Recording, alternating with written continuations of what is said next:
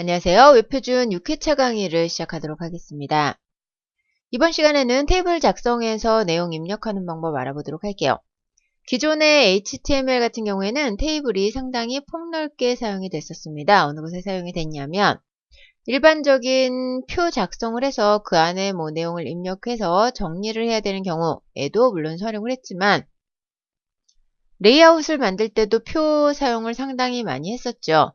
자, 기존에는 전체 레이아웃이 있을 때 전체가 레이아웃 자체가 화면 자체가 사각형이죠. 그렇기 때문에 가장 편하게 표현할 수 있는 방법이 바로 이 테이블이었어요.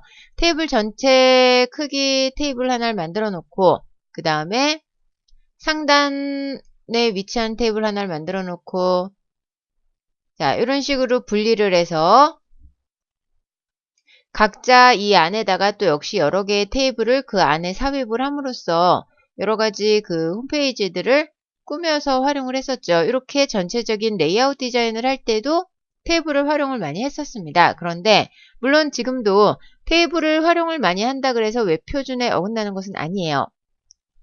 어긋난다기보다 오류가 발생하는 현상은 아니라는 거죠. 왜냐하면 테이블 안에 적절하게 태그를 활용을 해서 내용을 작성을 했다면 이거는 오류 나는 범위의 것은 아닙니다. 하지만 웹표준을 지정을 했을 때요. 권고사항이 있습니다. 그 권고사항에는 이 테이블 같은 경우에는 실제 테이블 역할을 하는 부분 자 어느 곳이냐면은요. 이렇게 표 작성을 해서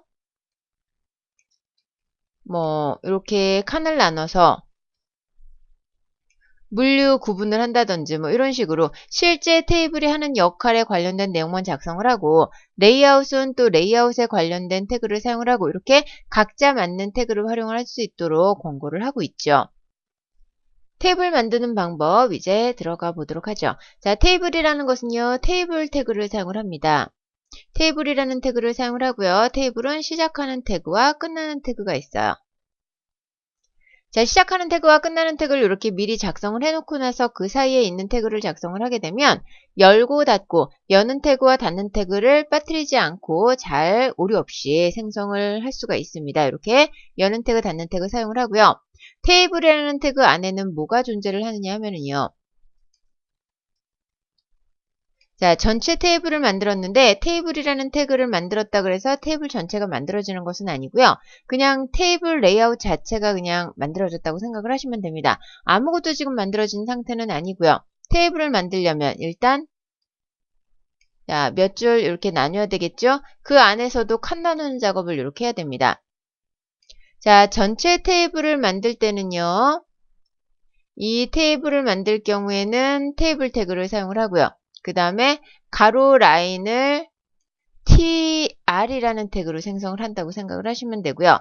자, 가로 라인을 만들었다 그래서 테이블이 끝난 것은 아닙니다. 가로 라인을 만들었다고 하더라도 각각 하나의 가로 라인 안에 몇 칸이 들어있는지를 기술을 해야 되거든요. 그것은 바로 td라고 생각을 하시면 되고요. 자, 태그를 직접 기술하면서 설명을 더 드리도록 할게요. 자, tr이라는 태그가 필요하고요. tr이라는 태그도 여는 태그와 닫는 태그가 두 개 다 존재합니다. 자, tr이라는 태그 하나를 만들었어요. 자, 그 안에 뭐가 있어야 되냐면 td라는 태그가 필요합니다. 이렇게 생성을 하고요. 안쪽에다가 내용을 하나를 넣어서 작성을 시켜보도록 할게요. 자, 테이블 생성. 자, 이렇게 내용 입력하고 나서 보도록 하겠습니다. 저장을 일단 해야 되겠죠? 자, 저장을 하고 FTP에 올려서 실제 웹페이지를 보기 번거로우신 분들은 그냥 이 HTML 페이지를 보시면 됩니다. HTML 페이지 보는 방법은요.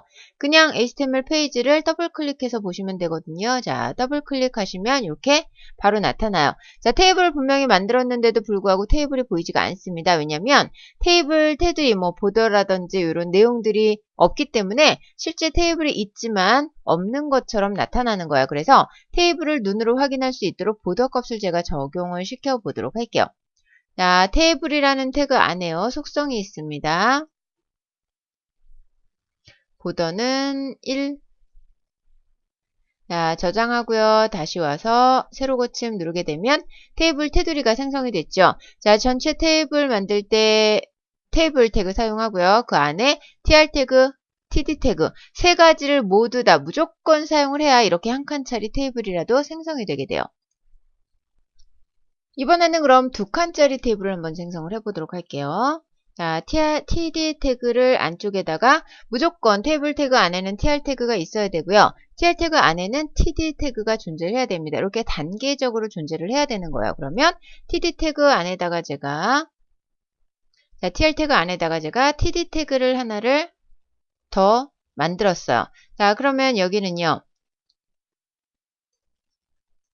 td 태그 2라고 제가 입력을 해보도록 할게요. 저장했습니다. 그리고 세로 고침 해보면은요. 자, 첫 번째 칸, 두 번째 칸 이렇게 가로로 나열이 되죠. 그러면 세로로 여러 줄의 테이블을 생성을 하고자 한다면 tr 태그를 많이 작성을 하셔야 돼요. 자, tr 태그를 많이 작성을 해야 된다는 얘기는 그만큼 td 태그도 똑같이 그 안쪽에 작성을 해야 된다는 얘기거든요. 자, tr 태그 작성을 하실 때는요.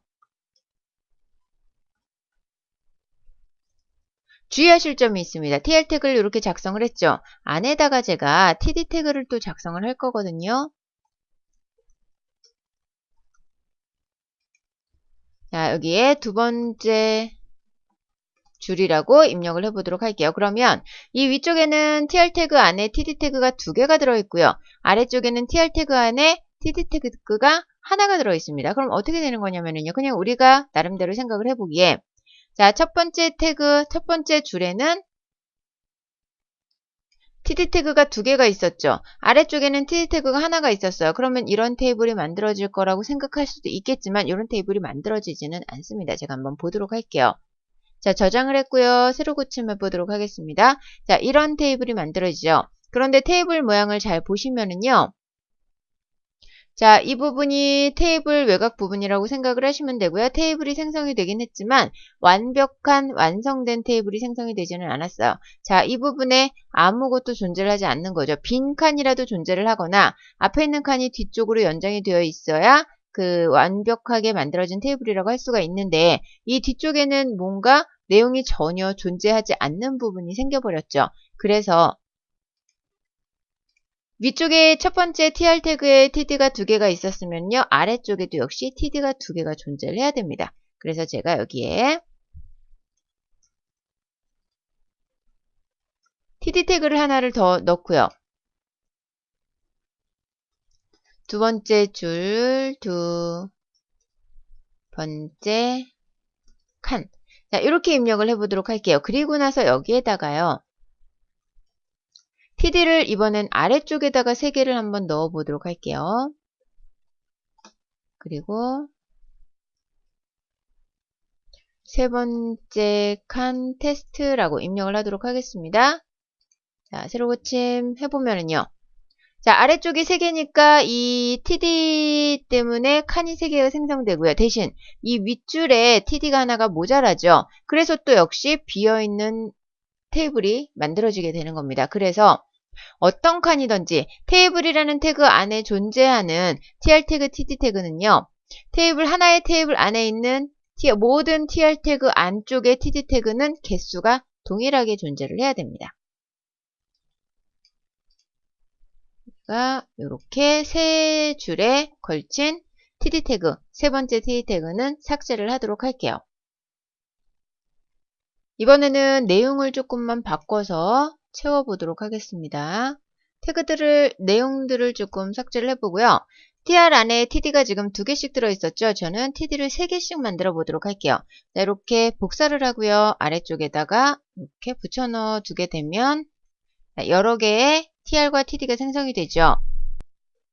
테이블을 생성을 할 때는 칸수를 정확하게 이해하고 생성하는 것이 가장 중요하죠. 자, td가 3개가 들어있으니까 한 줄에 3칸짜리가 만들어졌죠. 그러면 전체 지금 한 줄, 두 줄이 만들어진 겁니다. 자, 이 두 줄을요.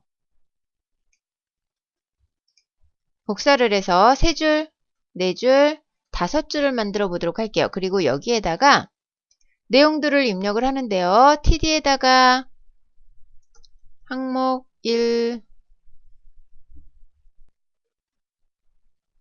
두 번째 td는 항목 2. 자, 이게 만약에 조금 보기가 번거롭다 그러면 이렇게 작성하셔도 됩니다.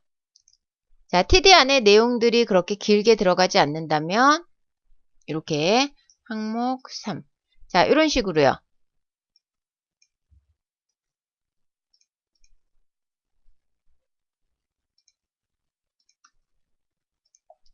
여기에다가는 내용 1-1,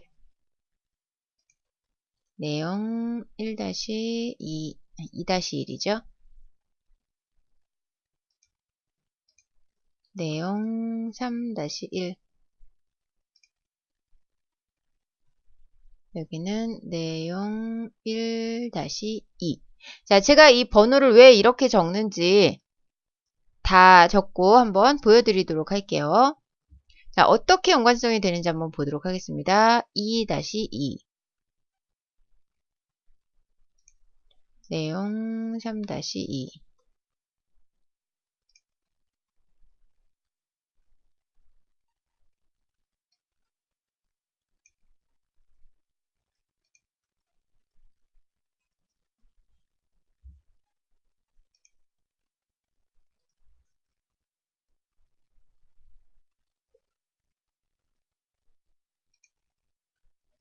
제가 입력하는 시간이 너무 걸려서 입력하는 시간을 단축해서 보여드리기 위해서 똑같은 내용 지루하게 보실 필요 없죠. 그래서 다 입력한 내용으로 보여드리도록 하겠습니다.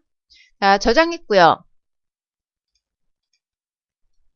자, 이렇게 보시면은 항목 1번, 항목 2번, 항목 3번에 대해서 내용 1-1, 내용 2-1, 내용 3-1 이렇게 차례대로 적었습니다. 이게 지금 하나의 TR 안에 들어있는 내용이죠. 또 하나의 TR 안에 들어있는 내용이고요. 그래서 자, 내용들을 이렇게 맞추기 위해서는 숫자를 어떻게 맞춰야 되는지 제가 그 순차적으로 보여드리기 위해서 이렇게 만들어 둔 겁니다. 자, 이런 경우에 항목 1번과 항목 2번과 항목 3번 요거는 제목이라고 생각할 수도 있겠죠. 자, 이 제목에 해당하는 부분은 조금 다른 태그를 써서 만들어 줄 수도 있어요. 여기를요. TD가 아니고요. TH로 바꿀 수가 있습니다. TH, TH, TH 끝나는 태그도 역시 똑같이 바꿔주셔야죠. 자, 그리고 저장을 해서 보도록 할게요. 새로 고침하시면 이렇게 제목 부분으로 인식이 돼서 TH 태그를 입력을 하게 되면 이렇게 굵게 표시가 됩니다. 그래서 한눈에 파악을 할 수 있도록 이런 식으로 굵게 표시가 되고요. 자, 그 다음에 테이블을 하나를 더 생성을 해보도록 할게요. 자, 이 테이블 이 위쪽부터 아래쪽 전체 테이블을 복사를 하도록 하겠습니다. 네, 복사를 하는 이유는 하나의 테이블은 그냥 두고요. 아래쪽 테이블과 비교해서 보여드리기 위해서 복사를 하는 겁니다. 이번에는 테이블은 이렇게 만들어서 사용을 하시면 되지만 이번에는요. 그룹화를 시켜보도록 할게요. 행 그룹화 요소들을 사용을 해보도록 할 텐데 자, 여기 보시면은요. 여기에서 이 부분이 제목행에 해당이 되고요. 자, 그 다음에 이 부분은 내용 부분이 해당이 되고요. 본문이 되는 거죠. 자, 그 다음에 이 맨 아래쪽에는 결과행이 나타나게 되는 겁니다. 자, 요거를 표현을 한번 해보도록 할게요. 자, 제일 위쪽은 그룹화를 시키는데 제목행입니다. tr이라고 있기 전에 적어주시면 돼요.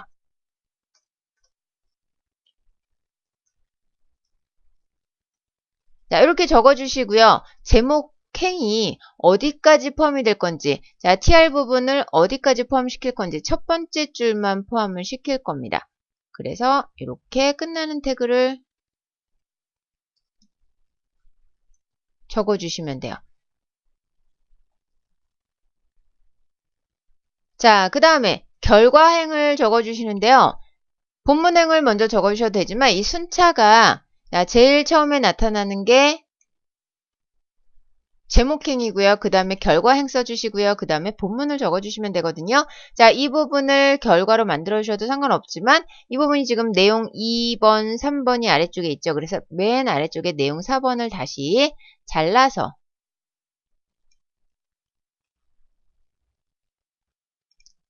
이 아래쪽에 붙여 넣도록 할게요. 그리고 이 부분은 결과행으로 만들어 주도록 하겠습니다. 결과행은요. 자, 끝나는 태그도 결과행은 하나의 행만 사용을 할 거거든요.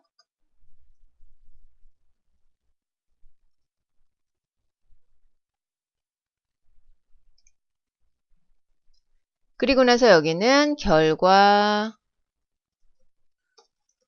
1, 결과 2,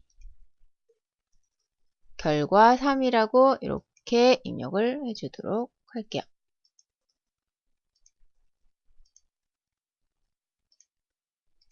자, 그러면 이거는 지금 제목행이고요. 결과행 만들었습니다. 그러면 본문행을 입력을 해주면 되겠죠. 나머지 내용이 모두 다 본문행입니다. 그래서 제일 처음에 제목행 한 줄, 결과행 한 줄 써주시고요. 아래쪽에 모든 내용들은 본문행에 해당이 되는 거죠. 자, 테이블 본문 tbody.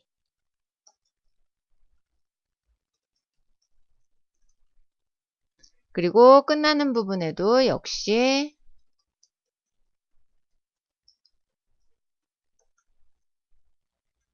자, 이렇게 했습니다. 그리고 나서 한번 미리 보기를 또 해보도록 하죠. 그랬더니 위에 있는 테이블과 아래에 있는 테이블이 지금 나타났거든요. 이렇게 그룹 지어서 묶어주는 이유는요. 자, 결과행을 분명히 순서를 보시면은요.